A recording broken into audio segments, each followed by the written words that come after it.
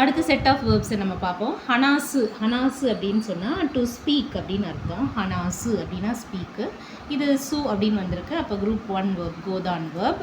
அப்போது டு ஸ்பீக்னால் பேசுதல் அப்படின்னு எடுத்துக்கணும். சொல்லுதல் வேறு, அது வந்து இவு அப்படின்னு வரும். இது பேசுறது அப்படின்னு எடுத்துக்கணும். பேசுறது, சொல்கிறது, இப்படி பல வார்த்தைகள் இருக்கு இல்லையா, அது மாதிரி இது. ஹனாசு அப்படின்போது சு அப்படின்னா நாய்க்கு சா எடுத்துக்கணும், மாசுக்கு சி எடுத்துக்கணும். இதோடைய முன்னாடி இருக்கிற இந்த இந்த ஹிரகானா சார்ட்டோட முன்னாடி இருக்கிறதுல சு அப்படின்னு இருக்கிறதுல நம்ம வந்து சாவும் ஷீயும் எடுத்துக்கணும். சாங்கிறது நாய் ஃபார்முக்கு, ஷீங்கிறது மாசு ஃபார்முக்கு. இப்போது ஹனா சனாய் நாய் ஃபார்முக்கு எழுதும்போது ஹனா ச நாய், சாவை எடுத்துக்கிட்டோம். அதே மாதிரி ஷீ போடணும். சாவுக்கு அடுத்தது சி கிடையாது, சாவரிசையில் ஷீ வரும். ஹனா ஷி மாசு, ஹனாஷி மாசு. இப்போ இந்த ஷிமாசு அப்படின்னு வந்துருச்சுன்னா எந்த சேஞ்சஸும் கிடையாது. இந்த ஷிமாசு அப்படின்னு வரும்போது எந்த சேஞ்சஸும் இதில் வராது. மாசுவை எடுத்துகிட்டு ஜஸ்ட்டு தே போட வேண்டியதுதான். அப்போ ஹனாஷித்தே, ஹனாஷித்தே. இந்த தேவுக்கு பதிலாக தா போட்டோம்னா ஹனாசிதா, ஹனாஷிதா, பாஸ்ட் ஃபார்ம் ஆஃப் verb. அடுத்தது ஹரேரு. ஹரேரு அப்படின்னு சொன்னால் ஆக்சுவலாக டு பி கிளியர், இது வெதரை குறிக்கும், வானத்தை குறிக்கும். கிளியர் ஸ்கை அந்த மாதிரி தான் குறிக்கும். அதாவது நல்ல சன்னியாக இருக்கிறது, அதாவது வெயில் அடிக்கிறது தான் அவங்க நல்ல வெதர்னு சொல்லுவாங்க. இந்த வெதர் இன்றைக்கி சூப்பராக இருக்குது அப்படின்னு சொன்னால், வானம் கிளியராக நல்ல வெயில் அடிச்சுது அப்படின்னு சொன்னால் அது வந்து குட் வெதர் அப்படின்னு அர்த்தம். தெங்கி அப்படின்னு சொன்னாங்கன்னா தெங்கி அப்படின்னாலே அது வந்து வெயில் அடிக்குதுன்னு அர்த்தம், நல்ல வெதர்னு அர்த்தம். அப்போ ஹரேரு அப்படின்னா டு பி கிளியர், ஸ்கை வந்து கிளியராக இருக்குது, அதாவது டு பி சன்னி, வெயில் அடிக்குதுன்னு அர்த்தம். வெயில் அடித்தல் அப்படின்னு அர்த்தம் ஹரேரு. அப்போ வந்து ஹரேரு இங்கே பார்த்தா ERU அப்படின்னு இருக்குது. அப்போ வந்து எரு வேர்ப். அப்போ ரூவை மட்டும் எடுத்துகிட்டு எல்லாத்தையும் கான்ஜுகேட் பண்ணிக்கலாம். ஹரே நாய், அந்த ரூவை மட்டும் எடுத்துகிட்டு ஹரே மாசு, மாசுவை எடுத்துகிட்டு ஹரேத்தே, ஹரேத்தா. இது பாஸ்ட் ஃபார்ம் ஆஃப் வெயில் அடித்தது அப்படின்னு சொல்கிறாங்க. அடுத்தது ஹருன்னு இன்னொரு வார்த்தை கேள்விப்பட்டிருப்போம். ஹரு அப்படின்னு சொன்னால் வசந்த காலம்னு அர்த்தம், ஸ்ப்ரிங் சீசன். ஆனால் இங்கே வேர்பில் செயலில் ஹரு அப்படின்னு வந்ததுன்னா ஒட்டுறதுன்னு அர்த்தம். இந்த ஸ்டாம்பை ஒட்டுறது, பேப்பரை ஒட்டுறது அப்படின்லாம் சொல்கிறோம் இல்லையா, ஒட்டுதல் அப்படிங்கிறது, டு ஸ்டிக் அப்படிங்கிறது தான் ஹரு. இங்கே பார்த்தா ரூ வந்தாலும் இதுக்கு முன்னாடி வந்திருக்கு. அப்போ வந்து இது கோதான் வேர்ப் தான், இச்சிதான் கிடையாது. அதாவது குரூப் 1 வேர்ப். அப்போ இதுக்கு வந்து ரீக்கு போகணும். ரானா நாய் ஃபார்ம், ரீ அப்படின்னு சொன்னால் மாசு ஃபார்ம். இப்போ ஹரே நாய், ஹரே நாய், ஹரநாய், ஹரநாய், ஹரநாய். இப்போ ஹரிமாசு. இந்த ரீ மாசு வந்துட்டா இத்தே அப்படின்னு வரும், இத்தே. அப்போ ஹத்தே. இந்த தேவை எடுத்துட்டா ஹத்தா, ஹத்தா. அடுத்தது ஹாஷிரு. ஹாஷிரு அப்படின்னு சொன்னால் ஓடுதல்னு அர்த்தம், டு ரன், ஓடுறது. ஆனால் இங்கே ரூ பார்த்துட்டு அதுக்கு முன்னாடி எருவான்னு பார்ப்போம். நார்மலாக எரு வந்துருச்சு அப்படின்னு சொன்னாலே அது வந்து குரூப் 2 வேர்ப். ஈஸியாக ரூவை மட்டும் எடுத்துகிட்டு கான்ஜுகேட் பண்ணலாம் அப்படின்னு சொல்லுவோம். ஆனால் இதுவும் குரூப் 1 வேர்பில் வரும். இது வேர்பாக இருந்தாலும் இது கோதான் வேர்ப் தான். அப்போ வந்து ரேவும் ரீயும் யூஸ் பண்ணணும். ஹாஷிரனாய், இது எக்ஸம்ஷன். ஹாஷிரனாய், ஹாஷிரனாய். அப்புறம் ஹாஷி, இந்த இடத்துல ரீ போடணும், ஹாஷிரி மாசு. அதே மாதிரி ரிமாசு வந்தால் இத்தே வரும். ஹாஷி இத்தே, ஹாஷித்தே, ஹாஷி இத்தா, ஹாஷித்தா. அடுத்தது ஹத்தாரக்கு.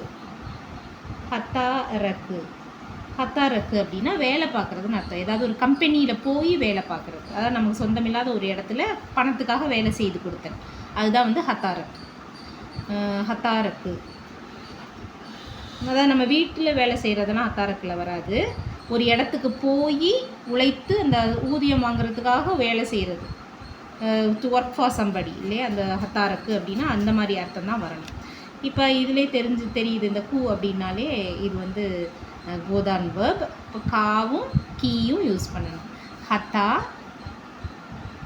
ர, அந்த கூக்கு பதிலாக கா. ஹத்தாரக்க நாய், வேலை செய்யவில்லை அப்படின்ற ஆப்போசிட்டில் வரும்.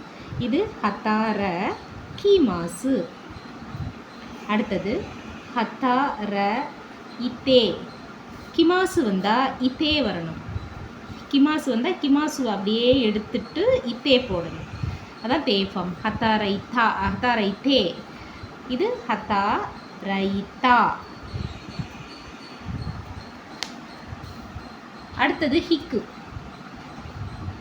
இது பார்த்தாலே தெரியுது இது வந்து கோதான் வேர்ப் தான், ஏன்னா கூவில் முடிஞ்சிருக்கு. இது வந்து இழுத்தல்னு அர்த்தம். வண்டி இழுக்கிறது, கதவை இழுக்கிறது அப்படின்னு. இழு அப்படின்னு அர்த்தம். ஹிக்கு அப்படின்னா இழுன்னு அர்த்தம். இப்போ கூக்கு பதிலாக காவும் கீயும் போடணும். ஹிக்கனாய், ஹிக்கனாய். ஹிக்கி மாசு, மாசு ஃபார்ம். இது கி மாசு திருப்பி வர்றதுனால இத்தே வரணும். He they spelling. இந்த ஹீயோட ஹீ அது அப்படியே இருக்கணும். அடுத்ததாக அந்த கிமாஸுக்கு பதிலாக ஒரு இத்தே போடுவோம், அது இருக்கணும். ஹீ தே. அது மாதிரி ஹீத்தா, ஹீத்தா. அடுத்த ஹிக்கு ஒன்று இருக்குது. இதுவும் கோதான் வேர்ப் தான், இதுவும் கோதான் வேர்ப் தான். நான் இது மீனிங் என்ன வித்தியாசம்னா இடத்துக்கு தகுந்த மாதிரி மாறும். ஒரு மியூசிக்கல் இன்ஸ்ட்ருமெண்ட்டை ப்ளே பண்ணுறதையும் ஹிக்கு அப்படின்னு சொல்லுவோம். ஆனால் என்னென்னா இதில் வந்து ஸ்ட்ரிங் இன்ஸ்ட்ருமெண்ட்டை ப்ளே பண்ணுறதுக்கு மட்டும்தான் இந்த ஹிக்குங்கிறத யூஸ் பண்ணணும். பியானோக்கெலாம் வேறு வரும். இப்போ வயலின், கிட்டார் அது மாதிரி உள்ள இன்ஸ்ட்ருமெண்ட்டை யூஸ் பண்ணுறது வாசித்தல் அப்படிங்கிறது. வாசித்தல், இசைக்கருவி வாசித்தல், இசைக்கருவி. ஆனால் அதுவும் ஸ்ட்ரிங் இன்ஸ்ட்ருமெண்ட்டாக மட்டும்தான் இருக்கணும். அதில் வந்து கம்பிகள் இருக்கணும். அந்த இன்ஸ்ட்ருமெண்ட்டை வாசிக்கிறத மட்டும்தான் ஹிக்கு அப்படின்னு சொல்லணும். மற்ற இன்ஸ்ட்ருமெண்ட்டுக்கெலாம் வேற வரணும். இப்போ வந்து ஹிக்கனாய், ஹிக்கனாய், ஹிக்கி மாசு. அடுத்தது இந்த கிமாசு வந்துட்டாலே ஹீத்தே. இதுக்கும் அதுக்கும் பெருசாக வித்தியாசமே கிடையாது. இந்த கான்ஜுகேஷனில் வித்தியாசமே கிடையாது, சேம் தான். ஆனால் வந்து இடத்துக்கு தகுந்த மாதிரி இந்த இடத்த உபயோகப்படுத்தும் போது நம்ம கரெக்டாக அந்த மீனிங்கை கொண்டு வந்துடலாம். அடுத்தது இக்கு. இக்கு அப்படின்னா போகிறதுன்னு அர்த்தம். To go, to go. இந்த இதில் வந்து ஈயை மட்டும் வச்சுட்டு கூவை மட்டும் மாற்ற வேண்டியது தான். இக்கனாய், இக்கனாய். அடுத்தது இக்கி மாசு. கிமாசுனா இத்தே, இத்தே, இத்தா, இத்தா. அடுத்தது இரேரு. இரேரு, இரேரு. இரேரு அப்படின்னு சொன்னால் உள்ளே வைத்தல், டு புட்டின், இல்லைன்னா உள்ளே அனுமதித்தல்னு அர்த்தம். இரேரு. இப்போ இது வந்து ஏரு அப்படின்னு வந்திருக்கு இல்லையா.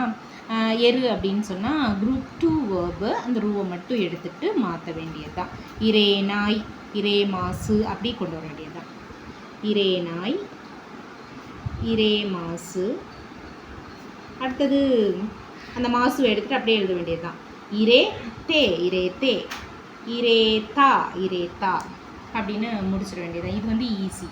அடுத்தது இரு. இரு அப்படிங்கிற வேர்பு இந்த அரு, இரு அப்படின்னு இமாசு அரிமாசு அப்படின்னு பார்த்தோம் இல்லையா, அந்த வேர்ப் தான் இது. இமாசு அரிமாசு அப்படின்னு பார்க்குறது வந்து அதே வேர்ப் தான். இருக்கு அப்படின்னு அர்த்தம். State verb. To be, to have அப்படிங்கிறது ஸ்டேட் வேர்ப். இதுக்கு வந்து எப்படின்னா அரு அப்படின்னா நாய், வெறுமன நாயின்னு போடணும். இங்கே என்னென்னா இந்த ரூவை எடுத்துட்டு அந்த நாயை போட வேண்டிய. இரு அப்படின்னு சொன்னால் அந்த ஸ்டேட் வேர்பு. இதுக்கு வந்து ரூவை மட்டும் எடுத்துட்டு இனாய் அப்படின்னு எழுதணும். இனாய். அடுத்தது இமாசு. இது ஜஸ்ட்டு வந்து இப்படி எடுத்துக்கணும். இந்த ரூ வேர்புக்கு முன்னாடி ஈ வந்திருக்கு. அப்போ வந்து இச்சிதான் வேர்ப். ஜஸ்ட்டு ரூவை எடுத்துகிட்டு நாய் போடணும், ரூவை எடுத்துகிட்டு மாசு போடணும், அவ்வளோதான். அடுத்தது இந்த மாசுவை மட்டும் எடுத்துகிட்டு இமாசு அப்படின்றது வெறுமன மாசுவை மட்டும் எடுத்துகிட்டு இதே. அடுத்தது இத்தா, அவ்வளோதான். இது இருக்குது அப்படின்னு அர்த்தம், அவ்வளோதான். அருவும் இருவும். இந்த இமாசு அப்படின்னு யூஸ் பண்ணுவோம்ல, அரிமாசு இமாசுல வர்றது இருக்குது அப்படிங்கிறது. இது இல்லை, இனாய். அதுவே அருவாக இருந்ததுன்னா வெறுமன நாய் அப்படின்னு வரும், அவ்வளவுதான். இப்போ வந்து 30 வரைக்கும் வேர்ப்ஸை பார்த்துட்டோம்.